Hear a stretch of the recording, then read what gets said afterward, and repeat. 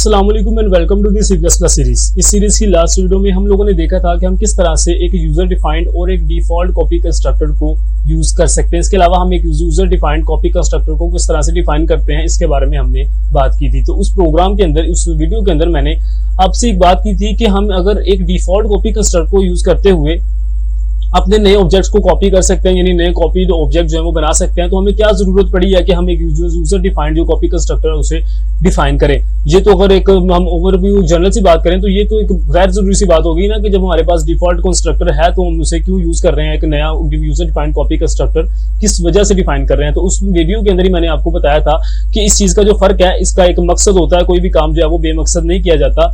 तो इसका मकसद जो है वो मैंने आपसे बात की थी कि मैं आपको आइंदा आने वाली वीडियोस के अंदर बताऊंगा। तो उस चीज को समझने के लिए आज की वीडियो का जो टॉपिक है यानी डायनामिक वेरिएबल्स, इस चीज को समझना आपके लिए बहुत ज्यादा जरूरी है। तो डायनामिक वेरिएबल्स की अगर बात की जाए तो उससे पहले मैं आपको बताता हूं कि जब हम एक नॉर्मल वेरिएबल को डिक्लेयर करते थे, यानी अब तक हमने जितने भी प्रोग्राम्स लिखे तो उसके अंदर हमने एक वेरिएबल को डिक्लेयर किया।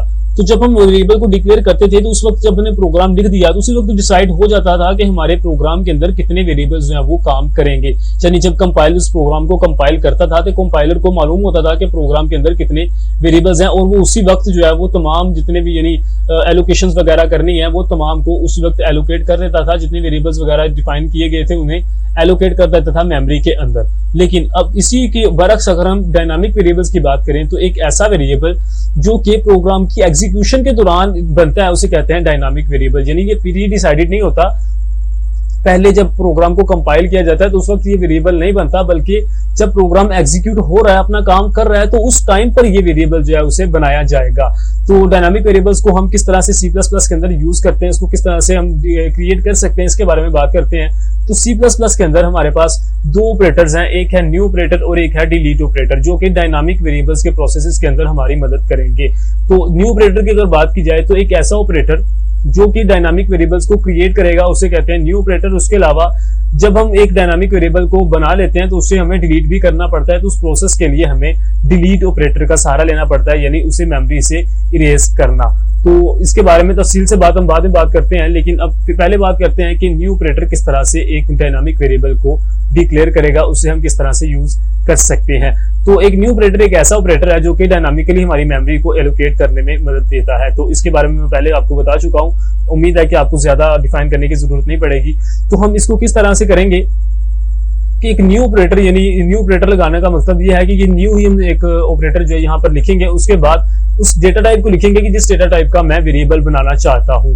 तो उस डेटा टाइप को लिखने का मकसद ये है कि जब हम उसे लिखेंगे तो हमारा ये जो एक स्टेटमेंट होगी, ये सिंटैक्स जो है एक सिंगल वेरिएबल बनाने वाला, इस सिंटैक्स की मदद से हमें क्या मिलेगा कि हमें एक मेमोरी का एड्रेस एलोकेट कर दिया जाएगा। तो ये हमारा जो न्यू डेटा टाइप, न्यू उसके बाद डेटा टाइप लिखने का जो सिंटैक्स है ये एक एड्रेस रिटर्न करता है। तो आप जानते हैं कि हमें एक एड्रेस को किसके अंदर स्टोर करना है, एक पॉइंटर के अंदर स्टोर करना है। तो इसको हमें क्या करना पड़ेगा कि ये जो स्टेटमेंट जो भी आंसर रिटर्न करेगी इसे एक पॉइंटर के अंदर स्टोर करना पड़ेगा, और उस पॉइंटर की मदद से हम उस मेमोरी जो भी हमने मेमोरी एलोकेट की है, मेमोरी लोकेशन जो है उसे हम एक्सेस कर सकते हैं। उसके अंदर वेरिएबल्स वगैरह के अंदर अपडेशन करना और उसके अलावा जो भी हमने प्रोसेस करने हैं वो तमाम को कर सकते हैं। इसके अलावा जब हम एक वेरिएबल को डिक्लेयर कर सकते हैं तो जाहिर सी बात है कि हम एक अरे को भी डिक्लेयर कर सकते हैं डायनामिकली।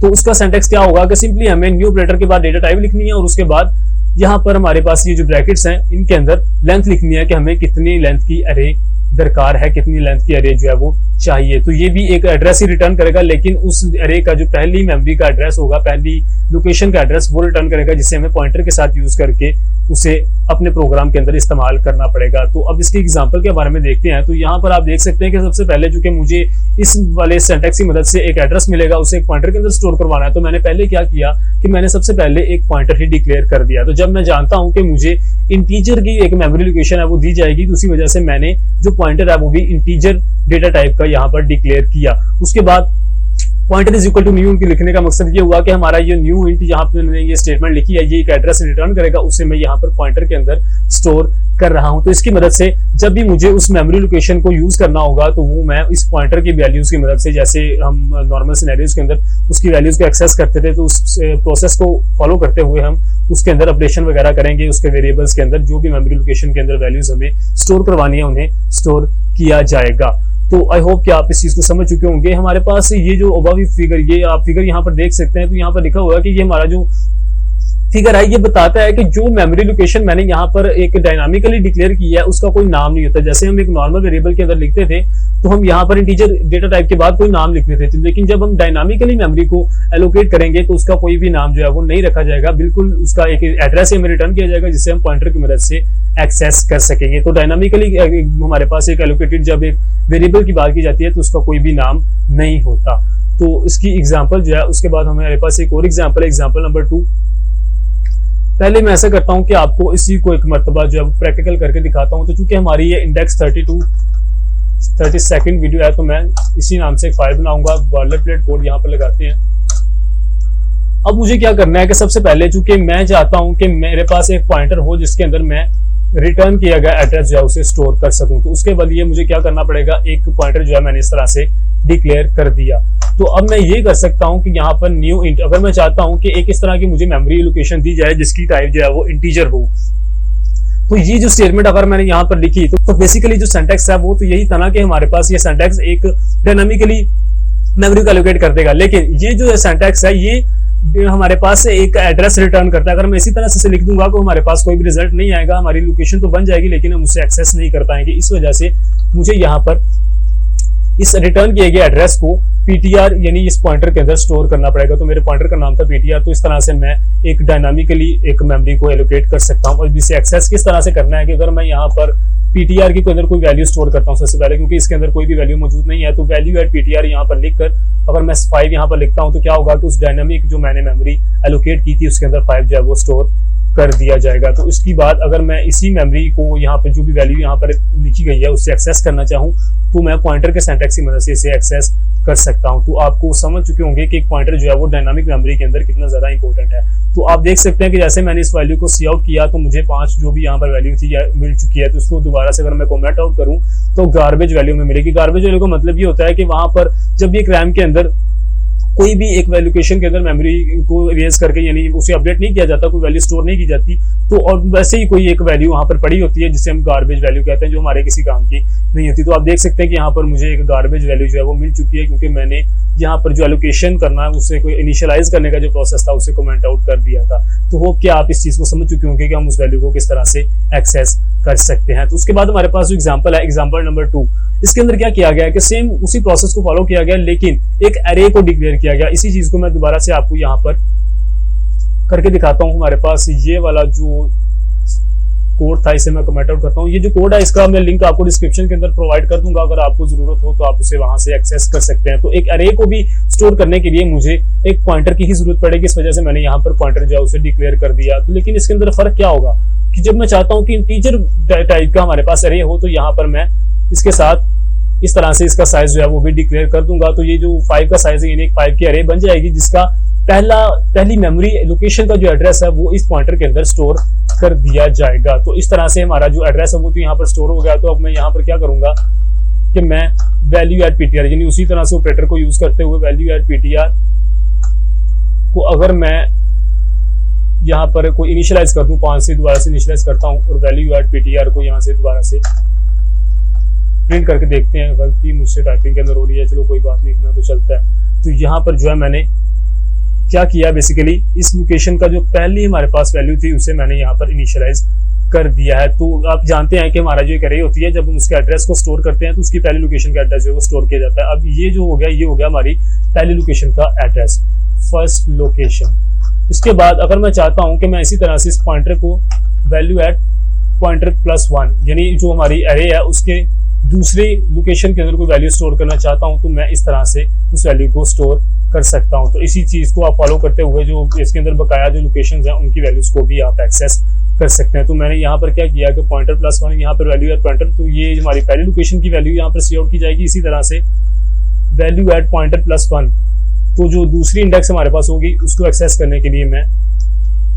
इस तरह से यहाँ पर जो वैल्यू है पॉइंटर की उसे प्रिंट आउट यहाँ से कर सकता हूँ। तो इसी तरह से जो डिफरेंट हमारे पास उसकी वैल्यूज है उनको आप इसके अंदर +2 +3 इस तरह से करके उन्हें एक्सेस कर सकते हैं। तो मुझे उम्मीद है कि आपको अरे वाला जो टॉपिक है आपने अच्छे से समझा होगा। अगर आपने उसे समझा है तो आपको इसे अंडरस्टैंड करने में कोई भी प्रॉब्लम जो है वो नहीं आएगी। तो आप देख सकते हैं कि हमारे पास जो पहली लोकेशन की वैल्यू थी वो i5 और दूसरी लोकेशन के अंदर हमारे पास 8 जो वैल्यू है वो स्टोर की जा चुकी है। तो आई होप कि आप इस चीज़ को समझ चुके होंगे कि हम एक अरे किस तरह से डायनामिकली डिफाइन कर सकते हैं। तो अब बात करते हैं डिलीट ऑपरेटर की। तो जैसे ही हम एक नॉर्मल वेरिएबल्स की अगर बात करें तो एक नॉर्मल वेरिएबल जब भी हम डिक्लेयर करते थे तो जैसे ही उसका फंक्शन जिसके अंदर उसे हमने डिक्लेयर किया था, जैसे ही उसका फंक्शन खत्म होता था, अपना काम मुकम्मल करता था, प्रोग्राम की दूसरे हिस्से में जाता था, तो वो हमारा जो वेरिएबल था वो मेमोरी से इरेज कर दिया जाता था। यानी वो जो मेमोरी का पार्ट था वो फ्री हो जाता था कि दूसरा प्रोग्राम को कोई भी दूसरा पार्ट उसे दोबारा से यूज कर सकता है। लेकिन अब जब हम एक डायनामिकली एक वेरिएबल या एरे को डिक्लेयर करते हैं तो फर्क ये होता है कि जब तक वो प्रोग्राम एंड नहीं होगा या कंप्यूटर को बंद नहीं किया जाएगा तब तक वो मेमोरी जो है वो ऑक्युपाइड रहती है।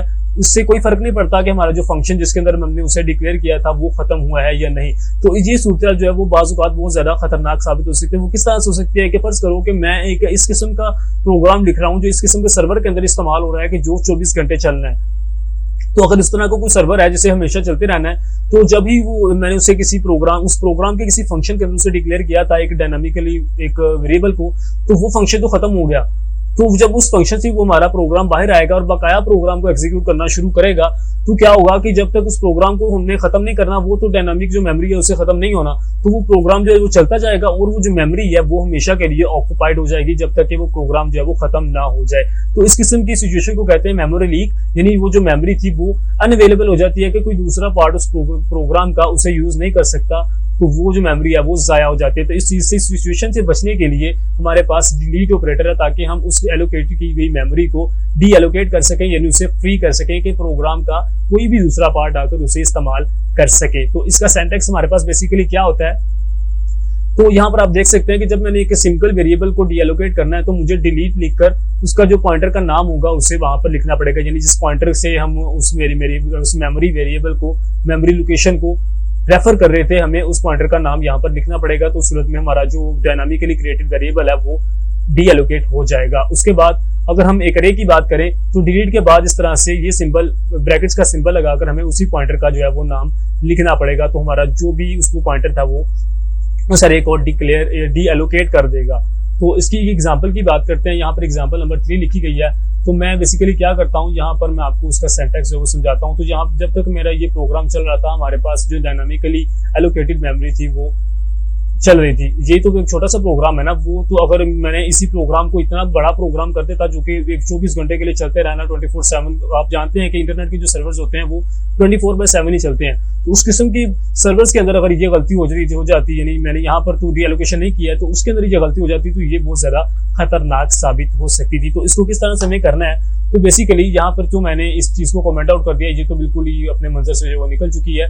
तो मैं ऐसा करता हूँ कि पहले इसको यहाँ से कमेंट आउट करता हूँ और आपको ये वाला जो पोर्शन था इसे समझाता हूँ कि इसे हम दोबारा से इस चीज को डी एलोकेट किस तरह से करेंगे। तो हमें क्या करना होगा, डिलीट लिखकर उस पॉइंटर का नाम लिखना पड़ेगा। यानी ये पीटीआर मैंने इस सूरत में लिखा था तो मुझे पीटीआर लिखना है। तो हमारा जो प्रोग्राम है जब ये वाला काम करेगा और उसके बाद ऑटोमेटिकली जब डिलीट पर पहुंचेगा तो वो डायनामिकली जो भी एलोकेटेड मेमोरी है वो इरेज कर दी जाएगी। तो इस प्रोग्राम को रन करके देखते हैं। ये बेसिकली उसी तरह से काम करेगा जब हम इसके इंटरनल, चूंकि हम मेमोरी को तो देख नहीं पा रहे कि मेमोरी के अंदर क्या हो रहा है, लेकिन आप मेरा यकीन करें कि ऐसे ही होता है कि जैसे ही डिलीट ऑपरेटर के ऊपर हमारा पॉइंटर पहुंचता है, हमारा प्रोग्राम पहुंचता है, तो वो जो डायनामिकली एलोकेटेड मेमोरी है वो डी एलोकेट कर दी जाती है। तो इसको पहले दोबारा फिर से हम कमेंट आउट करते हैं।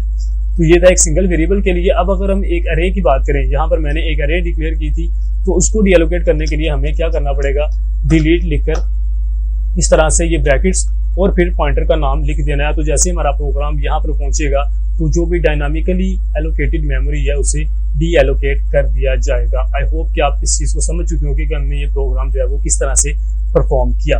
तो अब बात करते हैं एक एग्जाम्पल की। अब मैं ये तो अब तक हमने टॉपिक देखे हैं, इनका मैंने आपको एक ओवरव्यू दिखाया था, तो इसको हम प्रैक्टिकल इंप्लीमेंट करके देखते हैं इन दोनों चीजों को। तो हमारे पास प्रोग्राम बेसिकली क्या है कि हमें न्यू ऑपरेटर को यूज करते हुए एक इंटीजर जो है उसे डिक्लेयर करना है। उसके बाद उसके अंदर वैल्यूज को इनपुट करना है और इन्हीं वैल्यूज को हमें आउटपुट भी करवाना है। उसके बाद क्या करना है कि हमें उन्हीं जो भी हमने एक डायनामिकली मेमोरी एलोकेट की है उसे डी एलोकेट भी करना है। तो मैं क्या करूंगा कि यहाँ से इस चीज़ को कमेंट आउट करेंगे हम। और मैं क्या करता हूँ कि एक नया जो वेरिएबल है उसे डिक्लेयर करते हैं। तो उसके लिए मुझे एक पॉइंटर का तो यूज़ करना ही है। तो मैं आप पॉइंटर किसी भी नाम से बना सकते हैं, ये एक जनरल सी फॉलो की गई रूटीन है। तो मैं ये PTR को यूज़ कर रहा हूँ। तो ये मैंने सबसे पहले एक जो है वो पॉइंटर बना लिया। ये जो फर्ज करने वाली मैं बात करता हूँ, ये मेरा एक तकिया कलाम सा बन चुका है। आप इस चीज़ से कोई भी टेंशन आपको नहीं होनी चाहिए। तो मैं कहता हूँ फर्ज करने का हूँ, लेकिन काम जो है वो प्रैक्टिकली ही इंप्लीमेंट कर रहा होता हूँ। तो मुझे क्या करना है कि PTR is equal to new int. तो मुझे कोई भी टाइप का मैं बना सकता हूँ। मैं ऐसे करता हूँ कि यहाँ पर उसने मुझे बताया नहीं था कि मुझे कौन सी डेटा टाइप का एक वेरिएबल जो है उसे डिक्लेयर करना है। तो मैं यहाँ पर फ्लोट का ही एक पॉइंटर डिक्लेयर करूंगा और उसके बाद फ्लोट की एक डायनामिक मेमोरी जो है उसे यहाँ पर एलोकेट कर दूंगा। तो उसके बाद मुझे क्या करना है कि इसके अंदर वैल्यूज को इनपुट करना है। तो बेसिकली मैं क्या करूंगा, एंटर द वैल्यू। तो इस तरह से एक प्रॉम्प्ट लेंगे और उसके बाद इसे इनपुट करने के लिए हमें क्या करना पड़ेगा कि सी इन वैल्यू एट पॉइंटर, यानी इस पॉइंटर के ऊपर जो वैल्यू वहां पर पड़ी हुई है उसे इनपुट करो। उसके बाद हमारा यूजर जो है वो वैल्यूज को इनपुट करेगा। उसके बाद जो वैल्यू होगी, द वैल्यू इज, यानी जो भी वैल्यू है उसे हमें डिस्प्ले भी करना है। तो वैल्यू इज, तो यहाँ पर हमें वैल्यू एट PTR जो है इस तरह से हमें उसे आउटपुट करवा देना है। तो उसके बाद हमें क्या करना है कि जैसे ही हमारा ये प्रोग्राम इस चीज़ को ख़त्म करे तो उसके बाद हमें उस मेमोरी को डी एलोकेट भी करना पड़ेगा। तो डिलीट के बाद PTR यानी पॉइंटर का मैं नाम लिखूंगा तो हमारी जो मेमोरी है वो डी एलोकेट कर दी जाएगी।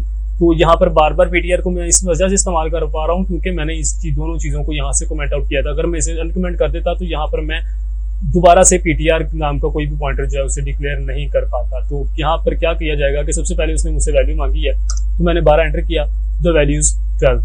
तो मुझे जो वैल्यू है वो आउटपुट करके दे दी गई है। तो आई होप कि आपको मेरा अंदाज अच्छा लगा होगा कि मैं किस तरह से बातों को समझाता हूँ। अगर आपको कोई भी प्रॉब्लम हो तो आप मुझसे कमेंट सेक्शन में बात कर सकते हैं। इंशाल्लाह मैं आपके तमाम सजेशंस को ज़रूर जो है वो समझूंगा। अगर आपके सजेशंस अच्छे हुए तो मैं उन पर ज़रूर अमल करूंगा। तो आपके लिए जो टास्क है वो ये है कि आपको एक ऐसा प्रोग्राम लिखना है जो कि यूज़र से लेंथ ले, यानी एक अरे की बात की जा रही है जो कि मैंने इस एग्जांपल के अंदर एक सिंगल वेरिएबल करके दिखाया आपको। तो उम्मीद है कि आप एक अरे को भी कर पाएंगे। तो आपको सबसे पहले यूज़र से एक अरे की लेंथ जो है वो इनपुट के तौर पर लेनी है।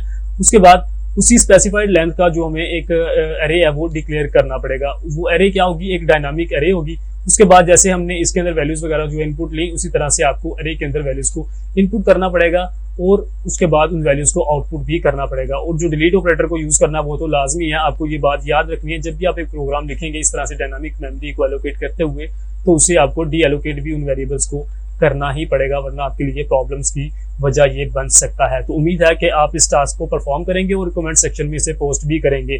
तो अगर आप इस सीरीज को फॉलो कर रहे हैं तो बहुत अच्छी बात है, लेकिन अगर आपने अभी तक इस सीरीज को शुरू से लेकर नहीं देखा तो मैं इसका डिस्क्रिप्शन के अंदर जो लिंक है वो प्रोवाइड कर दूंगा। आप शुरू से लेकर आखिर तक इस सीरीज को देखें। उम्मीद है कि आपको इस सीरीज जो है वो अच्छी लगेगी, क्योंकि इसके बाद बहुत सी जो प्रोग्रामिंग लैंग्वेजेस हैं, वो इंपॉर्टेंट जो प्रोग्रामिंग लैंग्वेजेस हैं उसके बारे में मैं इसी तरह से तफसीली ट्यूटोरियल जो है वो बनाता रहूँगा। आपकी जो सजेशंस हैं आप लाजमी दें, जिस चीज़ के बारे में आप कहेंगे मैं इंशाल्लाह अगर कर सका तो उसके बारे में मैं ट्यूटोरियल्स जो है वो बनाता रहूँगा। उम्मीद है कि आपको मेरा अंदाज जो है वो पसंद आया होगा। तो मिलते हैं नेक्स्ट वीडियो में, तब तक के लिए अल्लाह हाफिज़।